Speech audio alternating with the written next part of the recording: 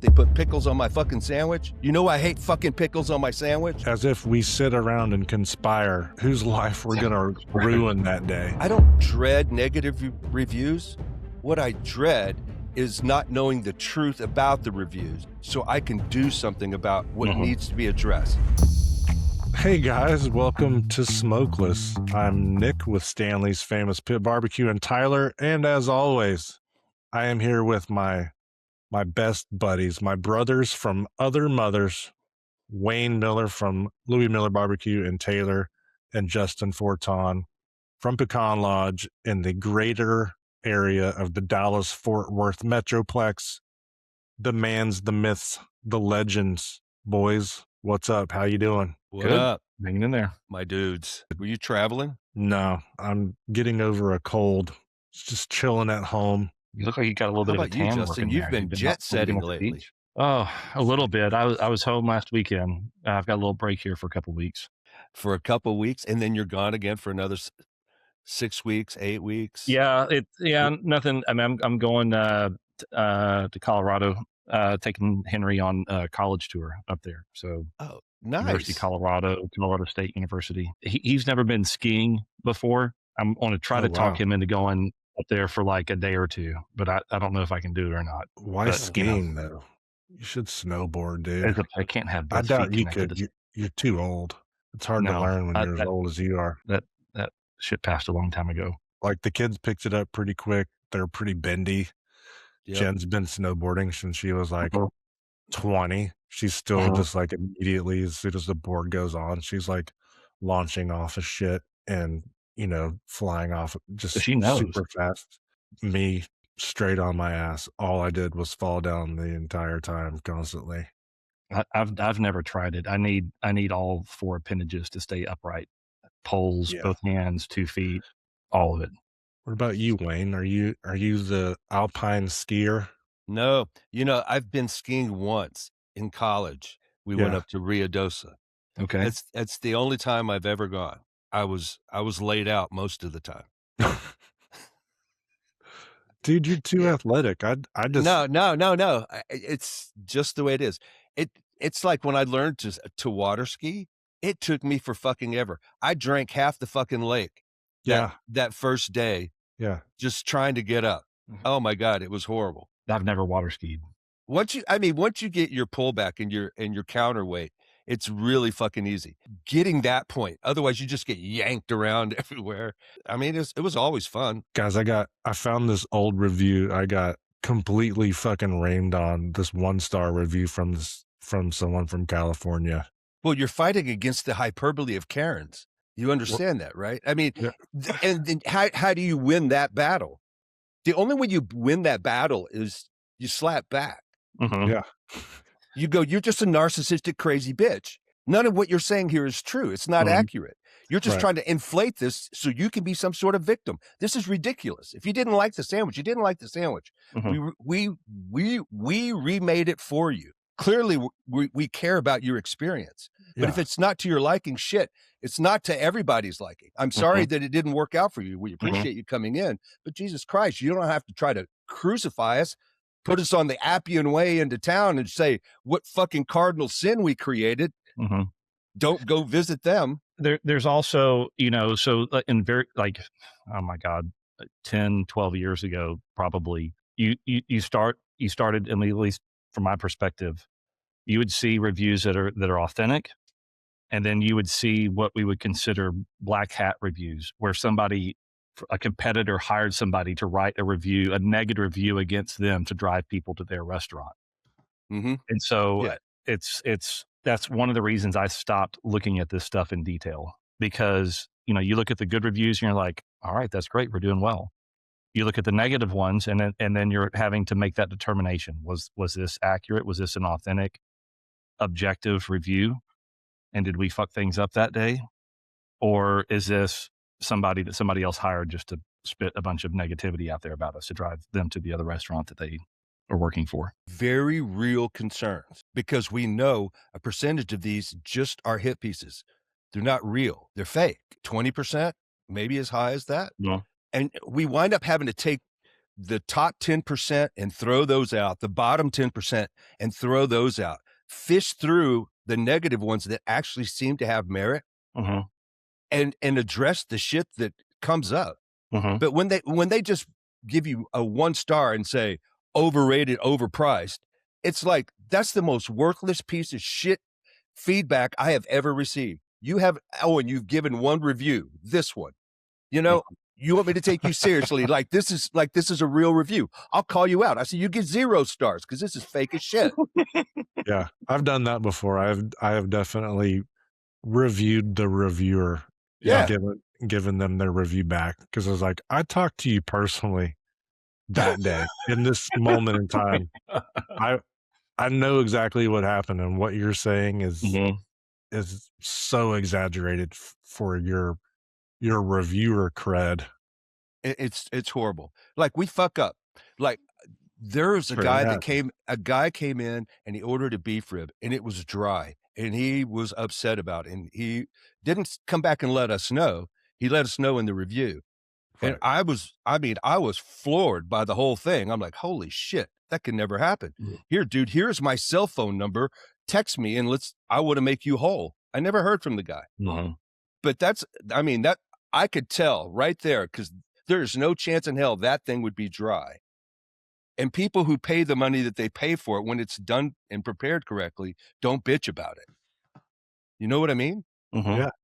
For them, it was worth the money. So for him not to have that, the probability that it was all that it was supposed to be, and yet he's just trying to, for whatever agenda, just trash it. I think that's very small. And this is, again, one of those judgment things where it's like, no, you've got several other reviews, they're kind of all mostly positive. So, this one doesn't fit in with everything else. So something really happened, in my opinion. And it was expensive and he didn't like it. And he wanted to say something about it. But man, if we can't get people just to come back up and tell us, hey, this wasn't a good experience. This wasn't what I thought it would be. This didn't meet my expectations. It didn't give us at least an opportunity to make them whole. It's hard for me to give credibility to what the fuck they're saying online, because you're just, you're hiding behind anonymity, and where you don't have to face me one-to-one. This passive aggressive bullshit doesn't help our relationship. No, and it doesn't nor really does that you can't help. Right. Nothing gets addressed properly because there's no truth in the communication. Yeah, but if I come up to you and be like, how is everything? Is everything good? And you're like, yeah, everything's good, thanks. And then blast us.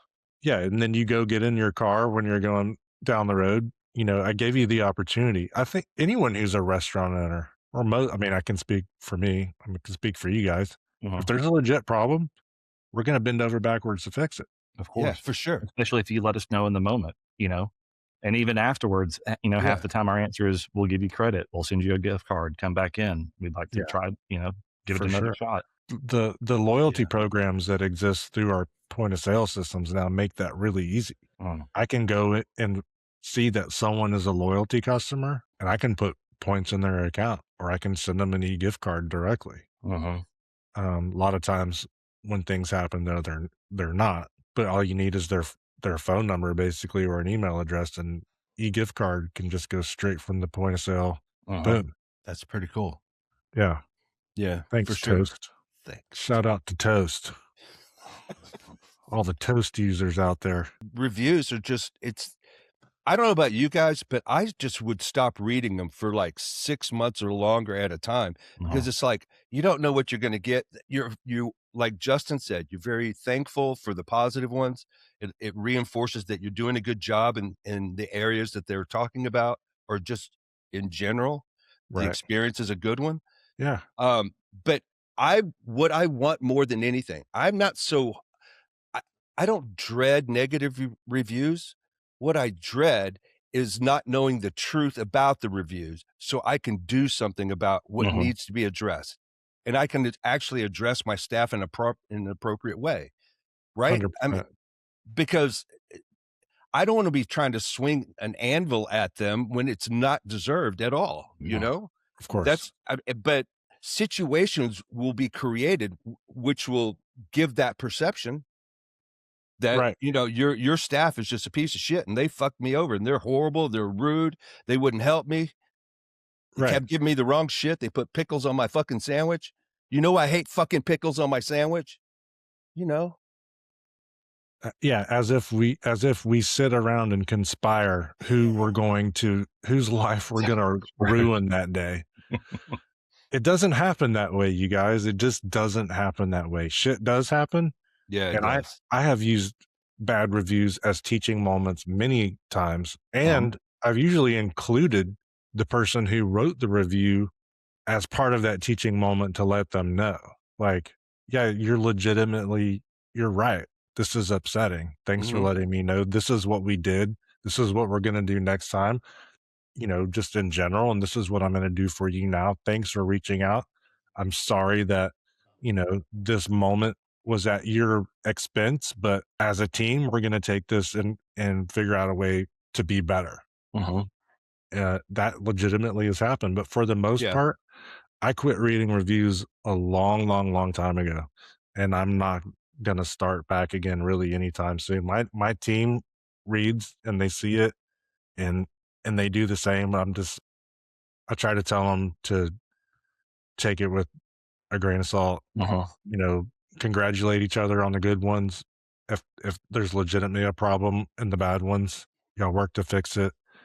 If there's a way to get in touch with somebody and make things right, do that. But the ones that are just so cruel just for the sake of the reaction that I guess people think that they're getting online. I responded to this lady and we went back and forth a bunch, and I don't think that's showing up here on TripAdvisor. She left multiples other places.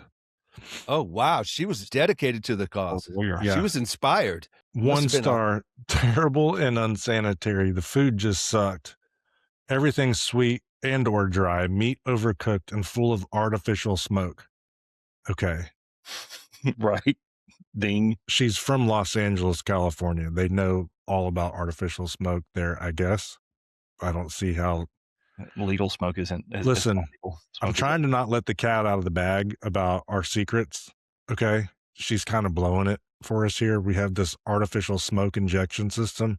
Anyway, small parking lot, 1 bartender for the entire restaurant. Unsanitary as the men have long beards and they flow free without a net. Free pubic floss for after your meal. The ambience isn't even great. The cost was decent. The food sucked. Heather at the bar did her best to serve the hundreds of patrons as she was the only bartender. 3 meat sampler. Yeah, hundreds. Sweet, dude. Which, as you guys know, our bartenders don't serve the restaurant. They just serve whoever is at the bar. You order food at the counter. And even if there were hundreds, Heather could definitely handle every bit of it. She's the best. 3 meat sampler was a total of 1 pound of meat. The brisket burnt and fatty. Honestly, that's very generous, an entire pound of meat. Ribs dry and sweet. Chicken moist but tasteless. Bread was cheap store bread. Oh, shit. Yeah. We're in trouble. We're totally cutting corners there with that cheap white store bread. No one else in Texas does that. Mac and cheese was watery. Slaw was nothing but cabbage and sweet pickle juice. Their sauce was sweet, no spice. My experience overall was not worth it. I'll go to Rudy's next time I'm in Tyler. Well, thank you, Christina. From Los Angeles. I wonder if they serve that same kind of bread at Rudy's. They don't have a baking staff that makes that fresh and puts it in the plastic bags that go on your tray? Rudy's does. So you have to wonder, when you're looking at something like this, clearly there's a central element that triggers these individuals that everything else sort of stems from. Yeah. Like everything else is in support of whatever this thing is. I'm not sure exactly what this one is. And maybe it's just thought a pound wasn't enough. I don't know. I don't know. People's expectations are so completely different. If they're from out of state, they have no idea what they're talking about. No, the reviews that I get that are like this are always from people from California that complain about store-bought, just plain store-bought. I can't say the fucking word. store-bought white bread that the brisket was fatty and burnt. Yeah, it's like it was burnt and raw at the same time. It was red, burnt on the outside. They only had 3 sides. They only had potato salad, beans and coleslaw. Yeah, we don't have fryers. We never And have. mac and cheese. We do have mac and cheese now. But it's always something that is a deep misunderstanding of the culture of barbecue in Texas and what it is here. I don't know what they're doing with barbecue in California that gives people this other idea of somehow what we're doing is wrong. But the reviews that I get that are like this are always people from California or from some other state where I don't know what the expectation is, but I mean, like what we do is Texas barbecue. And I would just love to see the light bulb go off that if they've gone to multiple places that, the third or fourth place and they keep getting white bread on their tray, they're like, oh, maybe that's a thing. Thing. Or another East Texas joint where they get some sweet barbecue sauce or a brisket that's burned and fatty. Well, maybe you didn't scrape the fat off the top of your brisket like a lot of places do. Yeah. Yeah. God, I've seen videos of that before. They do that in the Midwest. The entire fat cap comes right off, and then they'll just take the back of the knife and just run it right along the top. Oh my God, it drives me. Take it off. That famous video of the Salt Lick doing that at Big Apple. Did they really? Oh, it was viral.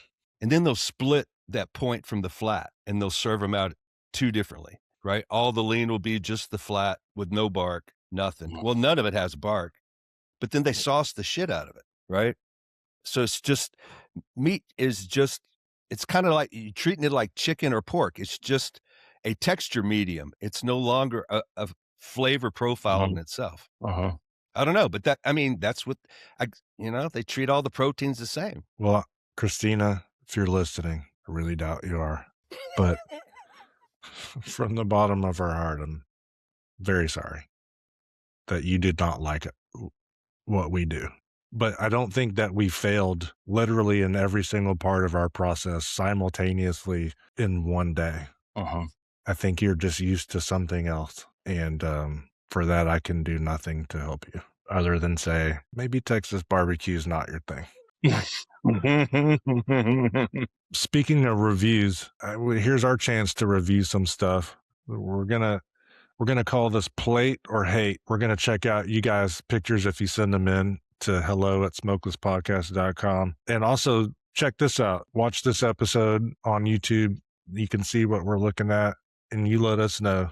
Plate it or hate it. You can tag us on Instagram. Use the hashtag Smokeless Podcast if you got something that we want to plate or hate. This first one is from Ireland, from Vic Berry Barbecue. You guys may recognize that name, but there's some Irish dino ribs, grass-fed, seasoned with our buddy Matt Pittman's Meat Church Holy Cow, smoked with Irish oak until they were probed tender. I can smell that through my screen. I mean, first thought is the bark looks great. You can see the seasoning on it. Got a good color to it. Oh man. Oh, you did take the shot. I was gonna ding him on just showing the whole ribs, kind of like wearing a one piece or leaving your shirt on at the beach, but he did. He sliced it and showed us the inside. Swimming with your shirt on. Yeah, that looks pretty legit. Yeah. That looks really good, actually. I'd plate the shit out of that. Oh shit. Thick smoke ring, juicy. It's dripping. Well rendered fat. Wayne? Legit. I'd eat the shit out of it. Coming from the Beef Rib King. Cork Barbecue. 70-day dry-aged porterhouse steak seasoned with salt and pepper. Wayne, Justin, does that remind you of Spain right there? A little bit. It looks a little light on the outside from a crust perspective, but I can't tell how far along on the cook it is. I mean, that's meat. It's cooked. It's pink. I'm plating it. I'm putting that in my face, no doubt. Wayne, you feeding it to the cat? Scroll back up to the steak on the grill. That's what. So this steak isn't pulled at this point in time and cut here. This steak is still cooking. The char is on the bone in particular is much darker.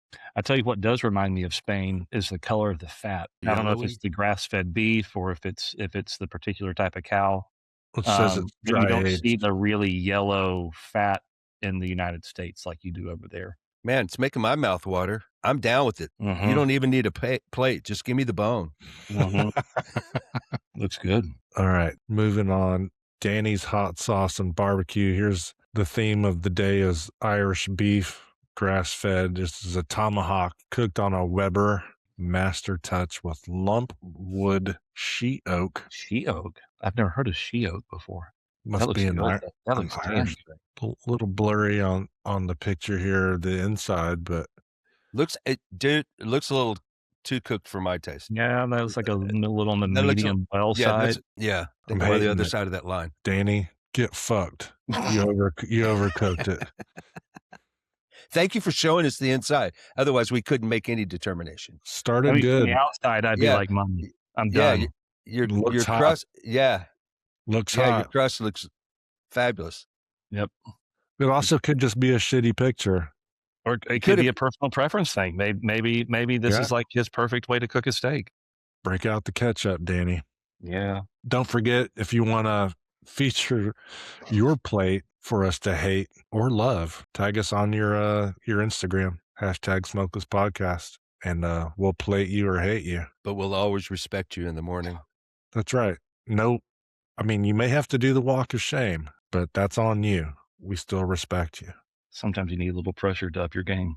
That's right. If you guys want us to talk shit about you and your self-esteem a little too high. Yeah. You feeling good about yourself? Feeling a little too good about Let's bring yourself? you down a couple of notches. Yeah. Tag us on your Instagram handle, #SmokelessPodcast, and we'll plate or hate your pictures. Why not? You get props from the three of us. That's pretty good. That's pretty legit. Okay, Justin. Sorry. Yeah, tag us.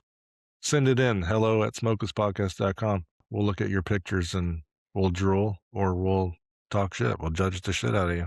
And while we're at it, if you do manage to also screw something up royally in the backyard and you have time and you need to feed everybody, but you don't have food, goldbelly.com. You can get amazing, real, I'm going to use the word that I hate, authentic Texas barbecue from Pecan Lodge, Louis Miller, where Stanley's famous.